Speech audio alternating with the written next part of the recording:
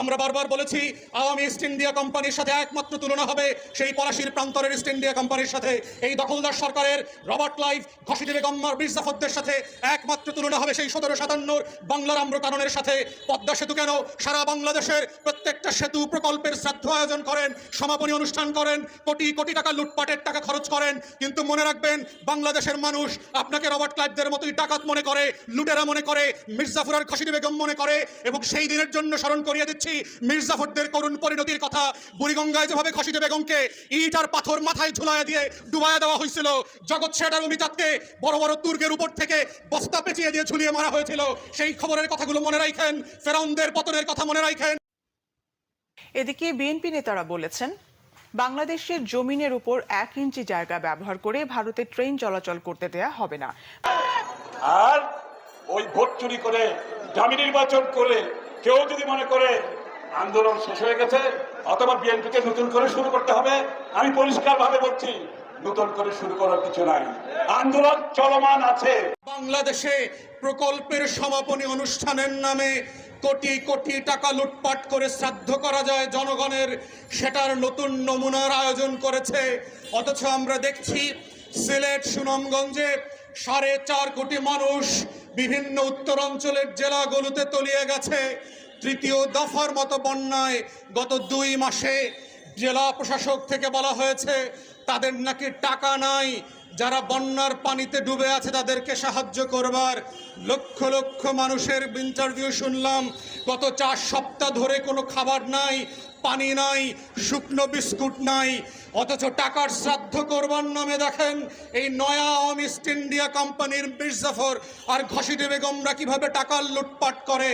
পদ্মা সেতুর কিনারে দ্বারা এই লুটপাটের প্রকল্পকে আবার নতুন করে জাতির কাছে হাজির করে, শুধুমাত্র এই জাতি যেন রবার্ট ক্লাইভদের উত্তরদের সুরে যারা আছে মির্জাফর আর ঘসিটি বেগমদের প্রতি যেন কৃতজ্ঞতা প্রকাশ করে।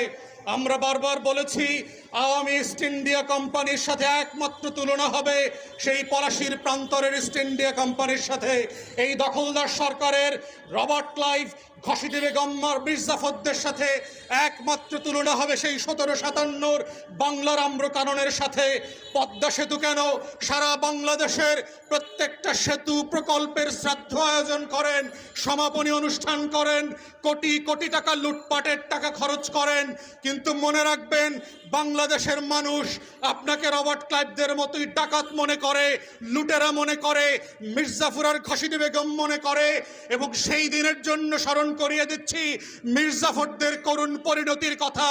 বুড়িগঙ্গায় যেভাবে ঘসিটি বেগমকে ইট আর পাথর মাথায় ঝুলাইয়া দিয়ে ডুবাইয়া দেওয়া হয়েছিল, জগৎ শেঠ আর অমিতাভকে বড় বড় দুর্গের উপর থেকে বস্তা পেঁচিয়ে দিয়ে ঝুলিয়ে মারা হয়েছিল, সেই খবরের কথাগুলো মনে রাখেন, ফেরাউনদের পতনের কথা মনে রাখেন। কেবলমাত্র ছাগল দিয়ে কয়েকটা বেনুজিয়ার আর মতিউরের চেহারা আসছে, মাছি আর মশা দিয়ে আল্লাহ তাআলা ফেরাউন আর নমরুদদের মারার ইতিহাস আছে। বাংলাদেশের ঘসিটি বেগমদের মৃত্যু আগামী 200-250 বছর এই জুলুমের জন্য, এই জমানার জন্য, এই জমিনের জন্য উদাহরণ হয়ে থাকবে। তাই শ্রাদ্ধ আয়োজন করতে পারেন, কিন্তু মনে রাখবেন তা দিয়ে আপনার 2 পয়সার লাভ হবে না।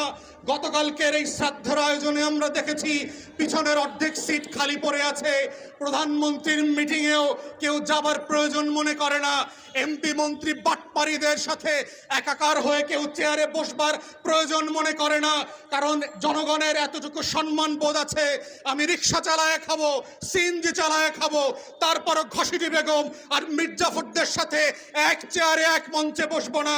এটাই হচ্ছে বাংলার মানুষের স্বাধীনতার স্পিরিট। পলাশীর প্রান্তর থেকে 260 বছর পরে হলো নতুন করে এই দেশের মানুষ আবার জাগবে, আবার প্রতিবাদ করবে। যদি মনে করে থাকেন পুলিশের গাড়ি দিয়ে, ভেহিকেল দিয়ে, কানন দিয়ে, র্যাবের গুম খুনের ইতিহাস জমা করে, বিডিআর দিয়ে, সেনাবাহিনী দিয়ে বাংলাদেশের 20 কোটি মানুষের স্বাধীনতার সম্ভাবনা আকাঙ্ক্ষাকে হত্যা করবেন, বোকার স্বর্গে বাস করছেন, বাংলাদেশের মানুষকে চেনেন নাই। তারা নতুন করে যখন জাগবে আওয়ামী লীগের কাফন কেনার টাকা পাওয়া যাবে না, কবর দেওয়ার মাটি পাওয়া যাবে না। সেই দিন আসতেছে, সেই দিনের প্রস্তুতি নেন। ফেরাউনদের লাশ কোন নদী থেকে ডুবুরিকে দিয়ে উঠানো হয় নাই, এই ফেরাউনদের লাশও বাংলাদেশের মানুষ ডুবুরি দিয়ে উঠাবে না। কোনো হুজুর জানাজা পড়বে না, কোনো কবর এই লাশ নেবে না। সেই দিনের অপেক্ষায় বাংলাদেশের 20 কোটি মানুষ। তাই আমরা মনে করিয়ে দিচ্ছি, যত শ্রাদ্ধ করেন, যত লুটপাট করেন, যত পদ্মা সেতু আর মেট্রো রেল বাঁচান, বাংলাদেশ মির্জাফরদেরকে আগেও ক্ষমা করে নাই, এখনো করবে না, ভবিষ্যতেও করবে না। জাতীয় প্রেস ক্লাবের সামনে এক অবস্থান কর্মসূচিতে বিএনপি চেয়ারপারসনের উপদেষ্টা জয়নুল আবদিন ফারুক বলেন, উন্নত চিকিৎসা পাওয়া বেগম খালেদা জিয়ার মৌলিক অধিকার। চিকিৎসকরা তাকে বিদেশে নেয়ার সুপারিশ করলেও প্রতিহিংসার কারণে সরকার যেতে দিচ্ছে না। তিনি বলেন, প্রধানমন্ত্রীর ভারত সফরে দেশের স্বার্থবিরোধী চুক্তি করা হলেও জনগণ তা বাস্তবায়ন করতে দেবে না। আমার পানির ন্যায্য হিসাবটা আনতে পারেন না, বরঞ্চ নতুন চুক্তি করে আমার বুকের উপরে দিয়ে রেল লাইন নির্মাণের সমঝোতা চুক্তি আপনি স্বাক্ষর করেন। বাংলাদেশে এই ভারতীয় আগ্রাসনের বিরুদ্ধে লড়াই করতে হবে। জীবনের যত শক্তি আছে সকল শক্তি প্রয়োগ করে বাংলাদেশে হিন্দুস্তানের এই আগ্রাসন, এর রেল লাইন নির্মাণ বন্ধ করবই করব। এদিকে বিএনপি চেয়ারপারসন বেগম খালেদা জিয়া ও ইঞ্জিনিয়ার ইশরাক হোসেন সহ কারাবন্দী নেতাকর্মীদের মুক্তির দাবিতে ঢাকা রিপোর্টার্স ইউনিটি মিলনায়তনে প্রতিবাদ সভা করেছে জিয়া শিশু কিশোর মেলা। সভায় বিএনপির vice chairman doctor Asaduzzaman Ripon বলেন, বেগম খালেদা জিয়াকে সাজা দেয়া 500 পৃষ্ঠার রায়ের কোথাও লেখা নেই যে এতিমের টাকা আত্মসাৎ করেছেন।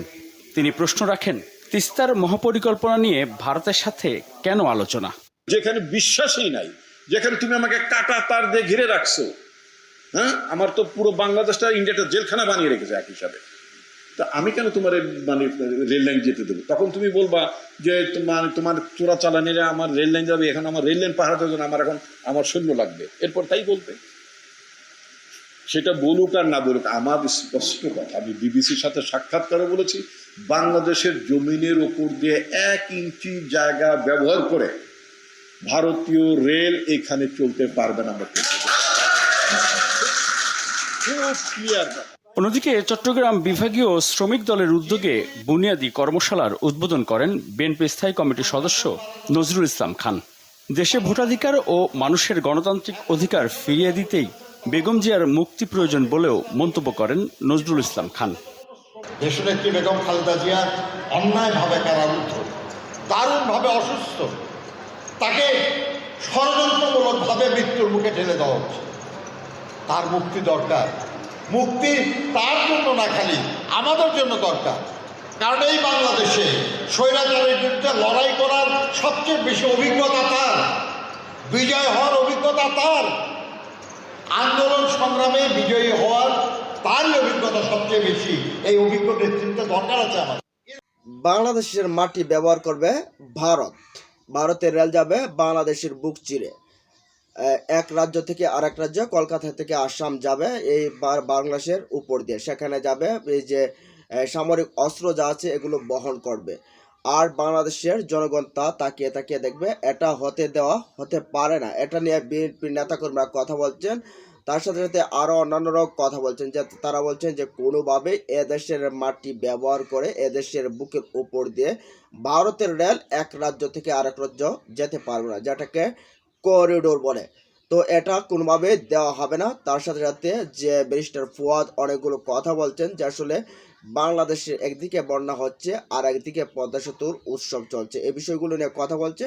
তো এই বিষয়ে আপনাদের মতামত কি? ভিডিওতে আপনারা যা দেখলেন এই বিষয়ে মতামত থাকলে কমেন্টস জানিয়ে দিন। ভালো থাকুন, সুস্থ থাকুন, আল্লাহ হাফেজ।